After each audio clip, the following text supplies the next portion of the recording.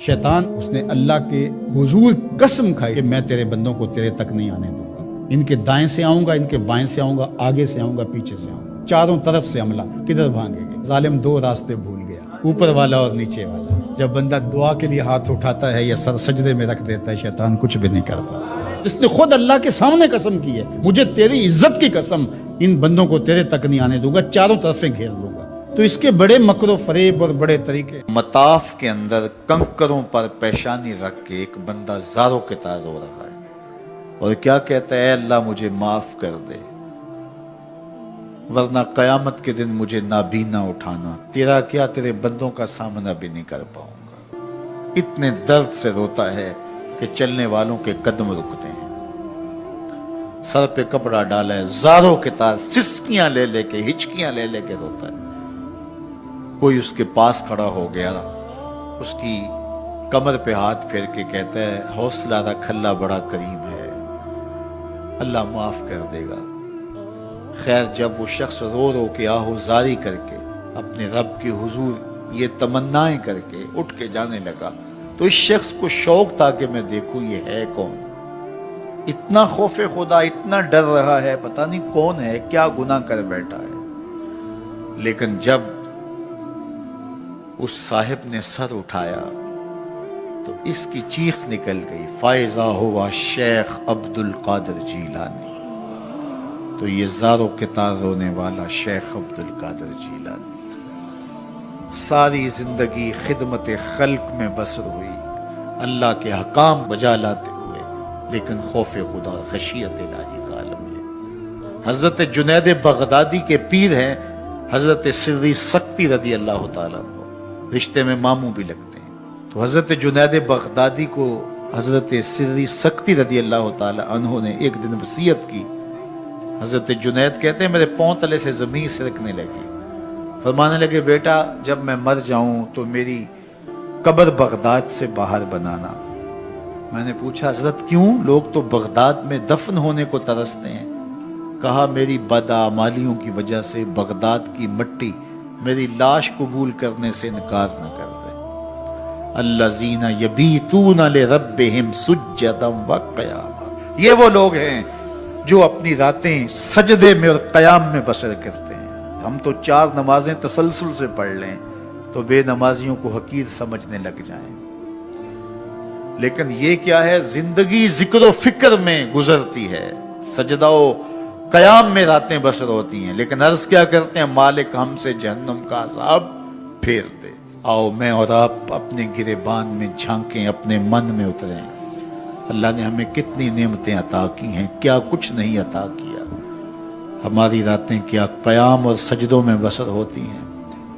ہماری 5 نمازیں بھی پوری ہیں، اگر ہماری 5 نمازیں بھی پوری نہیں اور سجدہ و قیام بھی ہمیں نصیب نہیں ہے تو پھر افسوس ہے ہمارے جینے میں۔ جب کسی سے پیار پیدا ہوتا ہے تو پھر یہ آرزو مچلتی ہے کہ میں اس کے ہونٹوں سے سنوں کہ میں تم سے پیار کرتا ہوں۔ تو بندہ ہو کے پیار رب سے کرتا ہے تو پھر دل میں آرزو تو مچلتی ہے کہ کانوں میں کوئی نغمہ رس گولیں اور کوئی مجھے کہے کہ تم پیار کرتے ہو تو وہ بھی تم سے پیار کرتا ہے، تو زندگی کی ساری تھکن اتر جائے۔ تو کہا کہ یہ سننا چاہتے ہو نا، یہ آرزو ہے نا تمہاری، تمہارے رت جگے، تمہاری راتوں کی تنہائیوں میں سجدے، تمہارا دن رات رکوع قیام اور تمہارا اس کے حضور پیچ و تاب اور اضطراب اور زندگی کا یہ سارا تمہارا لف و نشر اس کی ذات کی رضا کے لیے ہے نا۔ تم چاہتے ہو کہ ہمارا رب ہم سے راضی ہو جائے، کبھی کعبے کے چکر کاٹ رہے ہو، کبھی پتھروں کو چوم رہے ہو، حجر اسود کو چوم رہے ہو، کبھی ملتزم پہ لپٹ لپٹ کے آہوزاریاں کرتے ہو، کبھی مطاف میں پیشانی رگڑتے ہو اور کبھی حتیم میں روتے ہو۔ تم اسی تڑپ میں ہو نا، یہی بتانا چاہتے ہو نا کہ ہم تجھ سے پیار کرتے ہیں، یہی بتانا چاہتے ہو نا کہ ہم تجھ سے محبت کرتے ہیں۔ کبھی سحری کے وقت مصلی بچھاتے ہو، تمہارے آنسو مصلی میں جذب ہوتے ہیں اور مصلی بھیگ جاتا تمہارے آنسوؤں سے، کوئی دیکھ نہیں رہا ہوتا، لیکن تمہارے دل سے یہ ہوک اٹھتی ہے جس کے لیے یہ آنسو جذب ہو رہے ہیں وہ تو دیکھ رہے نا۔ تمہیں یقین ہوتا ہے لیکن محبت میں عجب تکرار کی خو ہے، کہو نا کہ مجھے تم سے محبت ہے، تو پھر یہ خو جو طبع کے اندر ہے، بندہ سننا چاہتا ہے، وہ بےتابیاں اسے تنگ کرنے لگ جاتی ہیں، اس کے اندر اداسیاں پیدا ہوتی ہیں کہ یار میں تو اس سے پیار کرتا ہوں، میں تو اس سے محبت کرتا ہوں، وہ بھی کرتا ہوگا، یہ تو یقیناً اس نے مجھے توفیق سجدہ نصیب ہی تب کی ہے، لیکن میں بھی تو سننا چاہتا ہوں کہ وہ مجھ سے پیار کرتا ہے، میرے سجدوں کا مل ڈالا ہے اس نے، اگر میں گلی گلی کی خاک چھانی اور نگر نگر گھوم کے اس کے حرم کے چکر کاٹے اور دیوانہ وار گھوما تو وہ بھی تو کہے مجھے تیرے چکر عاشق زار نظر آ رہے ہیں اور میں تجھے پسند کرتا ہوں، تو چکر کاٹ رہا ہے، میرے حرم کا طواف کر رہا ہے، میں تیرے اوپر رحمتیں نچھاور کر رہا ہوں، تو سننا چاہتا ہے بندہ کہ وہ بھی کہے کہ ہاں تیری محبت قبول ہوئی، تیری محبت مراد کو پہنچی۔ تو آواز آئی تم یہ چاہتے ہو نا کہ وہ بھی تم سے محبت کا اظہار کرے اور اعلان کرے، اور اس کی محبت کا تمہیں یقین تو ہے لیکن وہ مزید جو ہے وہ اذعان و یقین کے سانچے میں ڈھل جائے۔ تو کہا کہ یہ اگر تم چاہتے ہو تو تم ایک طریقہ بتاتا ہوں، تم محبت کا جواب چاہتے ہو، تم ان سجدوں کا جواب چاہتے ہو، تم طواف اور ان چکروں کا جواب چاہتے ہو، تو تمہیں بتاتا ہوں میرے رسول کی چوکھٹ پہ آؤ اور ان کی اتباع کرو، ان کی اتباع کرو۔ تم نکلے تو محبت کرنے تھے، تم عاشق زار بنے تھے، لیکن یحببکم اللہ، وہ خدا ہو کہ تم سے محبت کرے گا۔ اچھا، یہاں میں ایک اور جملہ کہنا چاہوں گا، اور وہ یہ کہ یہاں ذکر کیا گیا حضور کی اتباع کا، تو اتباع سے قبل بھی محبت، اتباع کے بعد بھی محبت۔ قل ان کنتم تحبون اللہ فاتبعونی یحببکم اللہ، یعنی اتباع سے پہلے بھی محبت، اتباع کے بعد بھی محبت۔ تو کوئی اتباع لالچ میں بھی ہوتی ہے، کسی غرض میں بھی ہوتی ہے کہ میں اس کی بات مانوں تو مجھے یہ ملے گا، لیکن کہا کہ تم نے میرے رسول کی اتباع ایسی کرنی جس کے آگے بھی محبت ہو، جس کے پیچھے بھی محبت ہو۔ جب تم محبت کے دائرے میں رہ کے اتباع اور فرما برداری اور انقیاد اور اطاعت کے زمرے میں آ جاؤ گے تو پھر تم تو نکلے تھے رب سے پیار کرنے کے لیے، لیکن وہ رب ہو کے خود کہتا ہے میں اب تم سے پیار کرتا ہوں، اور درمیان میں اتباع میرے حضور کی آئی۔ یہ مائک جس کمپنی نے بنایا ہے، جب ہم مارکیٹ سے خرید کے لائے تھے تو اس کے ساتھ ایک چھوٹی سی بک بھی آئی تھی جس میں یہ بتایا گیا تھا کہ اس کو ہم نے استعمال کیسے کرنا ہے، خرابی کی صورت میں اس کی اصلاح کیسے ہوگی، اور اگر اس کے مطابق ہم اس کو استعمال کریں، جس طرح کی بیٹری اس کے اندر آنی چاہیے تو وہ ڈالیں گے تو دیر تک اس کے فوائد اور ثمرات حاصل کرتے رہیں گے۔ لیکن اگر ہم اس کتاب کو جو اس کے ساتھ ہمیں ملی تھی، جس کمپنی نے اسے بنایا ہے، تو اس کا طریقہ استعمال ساتھ بتایا ہے، اس کتاب کو پھاڑ کے پھینک دیں گے یا اس کو لپیٹ کے کہیں اونچی جگہ پہ رکھ دیں گے اور اس کو اپنی مرضی سے چلانا چاہیں گے تو پھر اپنی مرضی سے ہم اس سے فائدہ حاصل نہیں کر پائیں گے۔ تھوڑا وقت فائدہ حاصل ہوگا لیکن نتیجہ کچھ بھی نہیں ہوگا۔ تو جو کمپنی کوئی چیز تیار کرتی ہے تو اس کا طریقہ استعمال بھی ساتھ چھوٹی سی بک کی صورت کے اندر آپ کو دیتی ہے۔ تو جس مالک نے حضرت انسان کو بنایا ہے اس نے ساتھ کتاب اللہ کو بھی بھیجا ہے، تو اس کو پڑھتے جاؤ اور اپنی زندگی کو سنوارتے جاؤ، اس کے مطابق زندگی گزاریں گے تو زندگی سوکھی ہوگی، اور اگر زندگی اپنی خواہش پہ گزاریں گے اور غلاف میں لپیٹ کے قرآن مجید کو اوپر رکھ دیں گے اور وہاں سے دیکھ کر کے اس کو آپریٹ نہیں کریں گے اس جسم کو، تو پھر نتیجہ وہی ہوگا جو عمومی طور پہ متوقع ہے۔ تو اس لیے التمسک بکتاب اللہ، اللہ کے بتائے ہوئے طریقہ حیات کے مطابق زندگی گزارنا ہو تو قرآن مجید کے بغیر ایک قدم بھی نہیں چلا جا سکتا۔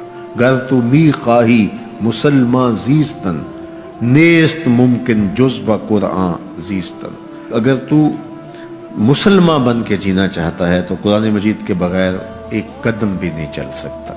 تو اس کتاب کے ساتھ تمسک اختیار کرنے کی تلقین کی۔ اللہ کے محبوب نے ارشاد فرمایا کہ میں تمہارے اندر دو بھاری چیزیں چھوڑ کے جا رہا ہوں، ان کو مضبوطی سے تھام لو گے تو کبھی گمراہ نہیں ہوگے۔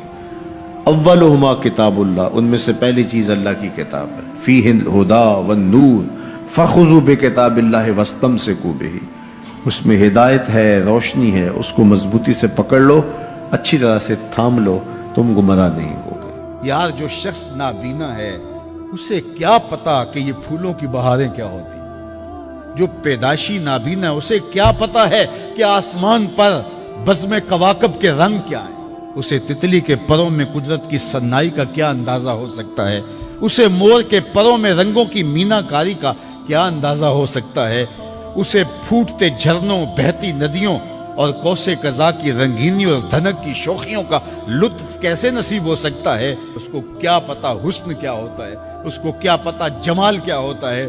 اسی طرح جس کے دل کی آنکھ اندھی ہے اسے کیا پتا ہے کہ جمال خدا کیا ہوتا ہے، اسے کیا پتا ہے کہ سجدے کی لذت کیا ہوتی ہے، اسے کیا پتا ہے رکوع اور قیام کا مزہ کیا ہوتا ہے، اسے کیا پتا ہے کہ روزے کا سرور کیا ہوتا ہے۔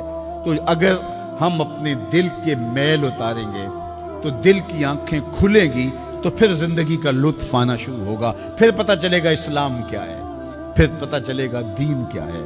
اللہ اکبر۔ اسی لیے قرآن نے کہا من کان فی ہذہ اعمی فہو فی الآخرۃ اعمی واضل سبیلا، جو دنیا میں اندھا رہا کل قیامت کے دن بھی نابینا اٹھایا جائے۔ اس سے ان آنکھوں کی بے نوری مراد نہیں ہے، دل کی بے نوری مراد ہے۔ اقبال نے کہا تھا دل بینا بھی کر طلب خدا سے، کہ آنکھ کا نور دل کا نور نہیں، آنکھ کا نور اور ہے، دل کا نور اور ہے۔ تو جس طرح آنکھ بے نور ہو جائے، آنکھ پر دھند، جالا، ککرے اور سفید اور کالا موتیا اتر آئے، تو ہم سب کچھ بیچ کر کے بھی آنکھوں کا نور خریدنے کی کوشش کرتے ہیں۔ تو یار کبھی اجڑے ہوئے دل کا بھی تو علاج کرواؤ۔ علاج تمہارے گھر میں پڑا ہے، راتوں کی تنہائیوں میں اٹھ کے قرآن پڑھو اور ساتھ رویا کرو، دیکھنا دل کے میل اترنا شروع ہو جائیں گے، اور دل کے پردے سے وہ غلاستیں جب اتریں گی تو پھر پتہ چلے گا کہ دل جمال یار کیسے دیکھتا ہے، دل کی دنیا کیا ہے۔ وچے بھیڑے وچے جھیڑے وچے ونج مہانے ہو، 14 طبق دلے دے اندر تمبو وانگو تانے ہو، پھر پتہ چلے گا یہ دل دنیا کیا ہے، پھر اس کی تڑپ، اس کی بے چینی، اس کا اضطراب زندگی کا حاصل بن جائے گا۔ پھر زندگی کی بے چینی، دل کی بے چینی اور دل کا محبوب کی یاد میں تڑپنا تمہیں سرور دے گا۔ پھر تم ایک ایک عضو میں دل مانگو گے، وہ مزہ دیا تڑپ نے میری آرزو ہے یا رب، وہ مزہ دیا تڑپ نے میری آرزو ہے یا رب، میرے دونوں پہلوؤں میں دل بے قرار ہوتا۔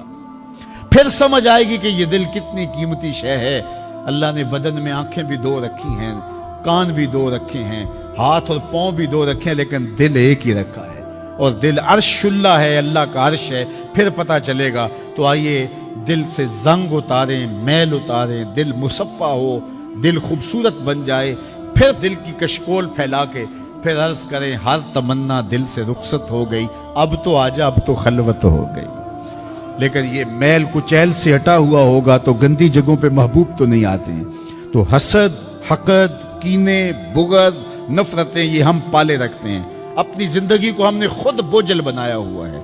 میاں حسد کرنے سے محسود کا کیا ہوگا؟ ہم اپنے آپ کو تلخی میں مبتلا کیے ہوئے ہیں۔ بغض رکھنے سے مبغوض کا کیا ہوگا؟ ہم اپنے آپ کو بوجھ میں مبتلا کیے ہوئے۔ تو اپنے دل سے یہ سارے بوجھ اتار کر کے جب دل کو مصفا اور مزکا کریں گے تو پھر دیکھیے کہ دل کے آئینے میں کیسے جمال یار دکھائی دیتا ہے۔ تو اس دل کی اصلاح ہوگی کثرت کے ساتھ قرآن مجید کی تلاوت کرنے سے۔ تو راتوں کی تنہائیوں میں اٹھ کے قرآن پڑھو، دیکھنا کہ کیسے دل کے زنگ اترتے ہیں۔ بعض لوگ بڑی عجیب خبر سناتے ہیں، میاں تمہیں کیسے پتا؟ وہ کہتا ہے میں رات اچانک نیند نہیں آ رہی تھی تو ایک چینل کھولا تو اس میں یہ خبر چل رہی تھی، تو میں نے کہا تجھے نیند نہیں آ رہی تھی، تو نے چینل کھولا، کاش تو قرآن کھول کے بیٹھ جاتا، تجھے وہ دکھائی دیتا کہ تیرا اندر تیرا باہر روشن ہو جاتا۔ تو راتوں کی تنہائیوں میں اٹھ کے قرآن مجید پڑھنے کا مزاج پیدا کریں، اپنی صبح کا آغاز قرآن مجید کی تلاوت سے کریں، اپنے دن کو سمیٹیں، سونے کی تیاری کریں، سورہ ملک سے اپنے معاملات کو سمیٹیں۔ یہ چند دن کر کے دیکھ لیں۔ اور اگر آپ کو معاشی مسائل ہیں، مشکلات ہیں، تو سورہ واقعہ اس کے لیے اکسیر ہے۔ صرف 3 رکوع ہیں، اتنی اکسیر کہ جس کی زندگی میں سورہ واقعہ آ گئی وہ مشکلات میں مبتلا نہیں ہوتا، اللہ اس کے لیے رزق کے دروازے کھول دے۔ مدینے کی گلی سے میرے حضور کا گزر ہوا، ایک ایسا مکان بن رہا تھا جس طرز کے مکان کو حضور پسند نہیں کرتے، تو پوچھا یہ کس کا مکان ہے؟ کہا فلاں انصاری کا۔ حضور گزر گئے، کسی نے اس کو جا کے بتایا حضور تیری گلی سے گزرے تھے، تیرے مکان کو دیکھا، شاید حضور کو پسند نہیں آیا۔ چہرہ بتا رہا تھا حضور کا کہ تیرا مکان اچھا نہیں لگا۔ انہوں نے کدال لیا اور مکان زمین کے برابر کر دیا۔ چند دن کے بعد حضور کا پھر گزر ہوا تو دیکھا کہ مٹی کا ڈھیر پڑا ہوا ہے، ملبہ پڑا ہوا ہے۔ کہا اس شخص کو بلاؤ، بلایا گیا، کہا میں گزرا تھا، تیرا مکان بن رہا تھا، اب مٹی کا ڈھیر پڑا ہے۔ حضور میں نے گرا دیا۔ فرمایا کیوں؟ عرض کی سنا تھا آپ کو پسند نہیں، سنا تھا آپ کو پسند نہیں۔ میں اور آپ اپنے اندر اترے اور دیکھیں ہمارا کیا کیا حضور کو پسند۔ محمد دی زیارت محمد دے رنگ وچ، اے ٹھگ بازیاں جانے پیارا محمد صلی اللہ علیہ وسلم۔ جب ان کے ہوئے تو پھر اپنی خواہش رہی کہاں؟ اپنی رضا کو محبوب کی رضا میں فنا کر دینے کا نام ہی تو محبت ہے۔ تیرے ہندیاں سندیاں محبوبہ، میں کافر ہواں جے میں ہواں، اپنی نفی کرنے کا نام ہی تو محبت ہے۔ لیکن میں اپنی خواہشات کا پتلا ہوں اور عاشق رسول بھی ہوں، کیسی عجیب کہانی ہے۔ میں اپنی آرزوؤں کا بندہ بھی ہوں اور عاشق رسول ہوں، کیسی عجیب کہانی ہے۔ جب ان کے ہو گئے پھر اپنا کچھ نہ رہا۔ محبوب کی رضا میں اپنے آپ کو گم کرنے کا نام محبت ہے۔ جب ان کے ہوئے تو پھر زندگی کا جمال، زندگی کا نور نصیب ہوا، زندگی کی حقیقتیں ہاتھ آ گئی۔ میں عاشق رسول کہلاتا ہوں، حج اور عمرے بھی کرتا ہوں۔ میں 1.25 لاکھ مرتبہ جو ہے وہ ہر ہفتے میں درود بھی پڑھتا ہوں۔ میں محفل میلاد کرواتا ہوں، پوری دنیا کے نعت خواں جمع کرتا ہوں، لیکن حضور کی سنت چہرے پہ سجانے کی توفیق نہیں ہے۔ مجھے حضور علیہ الصلوۃ والسلام کے بتائے ہوئے طریقے کو اختیار کرنے کی ضرورت نہیں ہے۔ صاحب سوچیں کہیں آپ اپنے آپ سے دھوکہ تو نہیں کر رہے؟ ان سے تو نہیں کیا جا سکتا۔ ان سے دھوکہ کون کرے؟ وہ تو جانتے ہیں کون کہاں کھڑا ہے۔ میرے حضور بولے یاری لا تو پاک نبی سنگ، اے پر پوری یاری، یاری لا تو پاک نبی سنگ، اے پر پوری یاری، پھر درود قبول ہے تیرا لکھ نہ لو ایک بار۔ پھر نہ لاکھ مرتبہ پڑھنا، ایک بار ہی پڑھ لینا وہ بھی قبول ہے۔ اشہد بلال عند اللہ اشہد، پھر بلال کا اشہد بھی قبول ہے۔ وہ چہرہ اور چہرے کا دل نہیں دیکھتے، بندے کا دل دیکھتے ہیں۔ تو جب تم اپنے باطن کو حضور کے نام پہ لگاؤ گے تو پھر ایک ایک عمل ان کی سنت کی اتباع میں۔ یہ صوفی کی علامات ہیں۔ رنگ برنگے کپڑے پہن لینے سے صوفی نہیں بنتا، مختلف رنگوں کے پٹکے باندھ لینے سے صوفی نہیں بنتا، صاحب بھنگ گھوٹ کر پینے سے صوفی نہیں بنتا، ڈھول کی تھاپک پر ناچنے اور رقص کرنے سے صوفی نہیں بنتا، مختلف تصوف کی اصطلاحات کو یاد کر لینے سے صوفی نہیں بنتا، محمد عربی کی غلامی سے صوفی بنتا ہے، حضور کی چوکھٹ کی فقیری سے صوفی بنتا ہے۔ طائف کے بازاروں میں لوگوں نے پتھر تک مارے، نالین خون سے زخمی ہو گئے، اور ادھر سے حکم بھی آتا ہے محبوب بولو تو صحیح۔ ان پہاڑوں کو ایسے جو ہے وہ جوڑیں گے کہ یہ درمیان میں پس کے رہ جائیں گے، عذاب کے فرشتے حاضر ہو کے پیشکش کرتے ہیں، لیکن میرے حضور فرماتے ہیں نہیں، میں رحمت بن کے آیا ہوں۔ وہی رحمت للعالمین نبی فتح مکہ کے دن حکم دیتے ہیں کہ ابن خطل کو قتل کر دو، اس کی لونڈیوں کو قتل کر دو۔ یہ حضور کا گستاخ تھا، ہجب کیا کرتی تھی اس کی لونڈیاں، گا گا کے حضور کی اہانت کیا کرتی تھی۔ اس نے سوچا بچنے کی کوئی صورت نہیں ہے تو کعبۃ اللہ کے پردے کے اندر چھپ گیا۔ پوچھا گیا یہ تو کعبہ کے پردے کے اندر چھپ گیا ہے، یہاں پناہ لے لی ہے؟ کہا یہیں سے نکال کے قتل کر دو۔ یہ میرے نبی کا اختیار ہے، حضور چاہیں تو معاف کر دیں، حضور چاہیں تو حکم صادر کریں کہ ان پر حد جاری کر دی جائے، ان کو سزا دی جائے۔ اس لیے ہمارے اوپر لازم ہے کہ جس کا جرم ثابت ہو جائے اس کو قرار واقعی سزا دی جائے۔ ایک تو بات یہ ہوئی کہ جو عمومی طور پہ مختلف جگہوں پہ بیٹھ کے یہ چیختے ہیں کہ حضور نے تو معاف کر دیا، تو آپ معاف کیوں نہیں کرتے؟ آپ اتنے سخت کیوں ہو گئے ہیں؟ آپ حضور کے ماننے والے نہیں ہیں؟ تو میں نے کہا صاحب یہ سنت اختیار کیجئے، اپنے دشمنوں کو معاف کر دیجئے، باقی کسی کے دشمنوں کو معاف کرنے کا آپ حق تو نہیں رکھتے۔ میں اس معاشرے کا ایک معزز شہری ہوں، توہین عدالت کر دی کسی نے تو مجھے اختیار دو نا کہ میں معاف کر دوں۔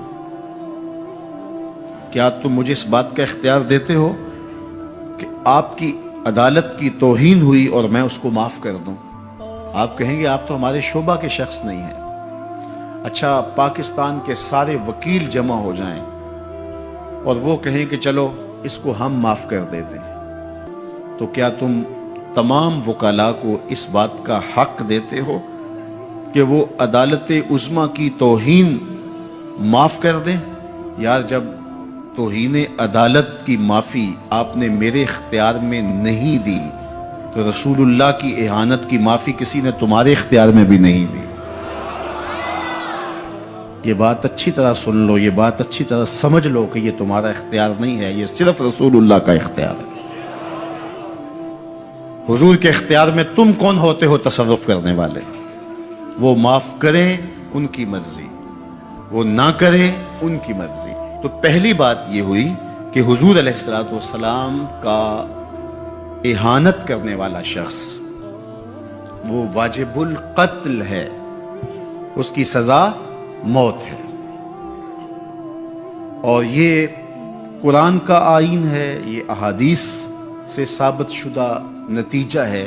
پاکستان کا آئین، پاکستان کا دستور یہ بتاتا ہے، 295 میں بھی ساری بحث کے بعد یہ قانون بنا تھا کہ جو شخص حضور کی اہانت کرے وہ واجب القتل ہے، اس کو سزائے موت دی جائے گی، اس کو پھانسی پہ چڑھایا جائے گا۔ جب پاکستان کا آئین بنا ہے، پاکستان کا قانون بنا، پھر کیوں بنایا ہے اگر اس قانون کو نافذ نہیں کرنا؟ اب تک پاکستان کے اس قانون کو عملی طور پہ کسی پر بھی نافذ نہیں کیا گیا۔ جب سے یہ قانون بنا ہے یہ قانون کی حد تک ہے اور غیر مؤثر ہے، اور یہاں سزائے موت ہوئی بھی تو پاکستان کی اعلیٰ عدالت نے اس کا جس اجلت میں فیصلہ کیا وہ آپ کے سامنے ہے۔ اس فیصلے نے امت مسلمہ کو دکھی بھی کیا ہے، مضطرب بھی کیا ہے، عدالتوں سے لوگوں کا اعتماد بھی اٹھ گیا ہے۔ اور دوسری بات، ان حالات کے اندر پاکستان کے وزیر اعظم نے جس طرح جلتی پر تیل ڈالا ہے اور جس طرح کی گفتگو کی ہے، کیا ایک وزیر اعظم کو یہ زیبا ہے؟ رعایا اولاد کی طرح ہوتی ہے۔ اس تقریر نے جلتی پر تیل کا کام کیا۔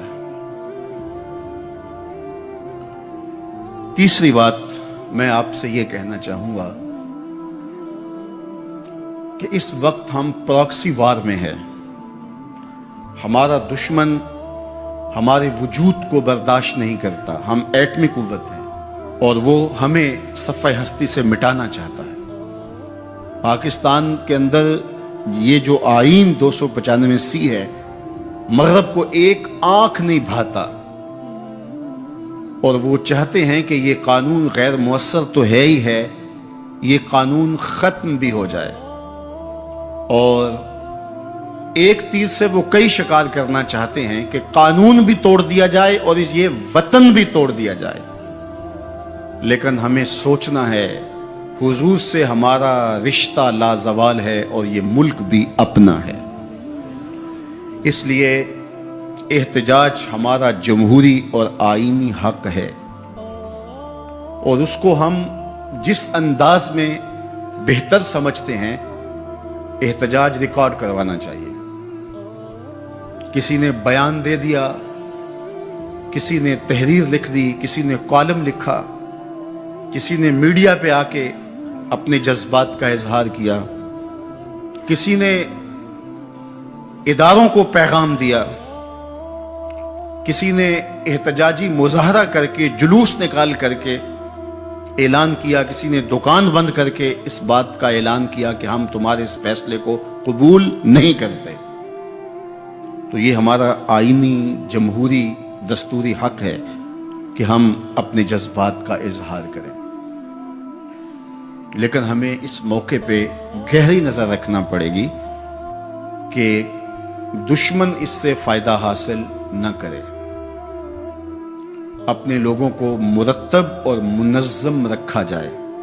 جذبات کے اس ماحول کے اندر بھی ہم اپنی گفتگو کو پورے غور و فکر کے ساتھ تول کے بولنے کا مزاج بنائیں، تاکہ ملک کے اندر کوئی ایسی صورتحال پیدا نہ ہو۔ اللہ میرے وطن کی حفاظت کرے اور ہم سب کو حضور علیہ الصلوۃ والسلام کے ساتھ لازوال محبتوں کا جو رشتہ ہے اس کو نبھانے کی توفیق دے، حضور کے سامنے حشر کے دن ہم شرمندہ نہ ہوں۔